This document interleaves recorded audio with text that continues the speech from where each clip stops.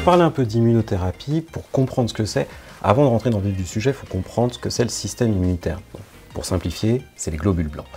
Quand on vieillit, on fait un peu plus de cancer, et ça c'est parce que les globules blancs, en partie, ils sont beaucoup moins efficaces.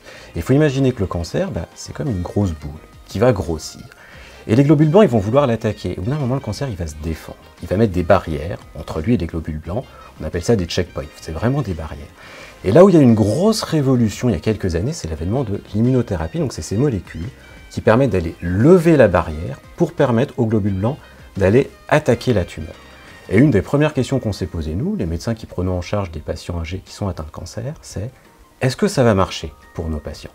Au début, on n'a pas eu la réponse, il a fallu plusieurs années qu'on puisse regarder un peu dans le rétroviseur sur les études qui ont été faites dans la vraie vie.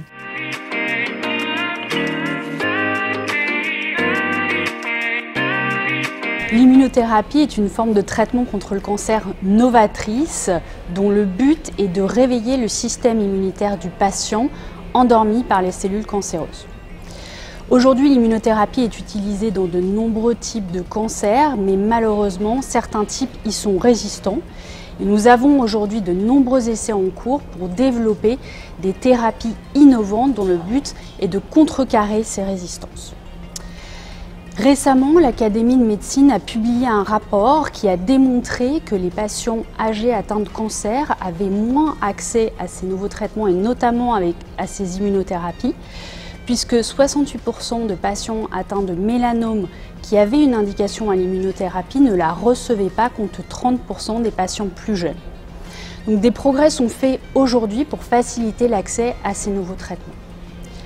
Concernant l'efficacité, de nombreuses études ont été publiées au niveau national et international qui démontrent que l'immunothérapie est bénéfique quel que soit l'âge du patient. Pour ce qui est des effets secondaires, les résultats sont un petit peu plus discutés. Une récente étude internationale publiée dans une grande revue a démontré que les patients de plus de 90 ans qui avaient un effet secondaire à l'immunothérapie arrêtaient plus souvent les traitements que les patients plus jeunes, à peu près 30% contre 15% des patients de moins de 90 ans. Donc aujourd'hui, l'immunothérapie est un champ nouveau d'exploration pour les traitements et de nombreuses thérapies sont en développement, des thérapies cellulaires ou des nouvelles molécules pour surpasser les résistances à ces nouveaux traitements.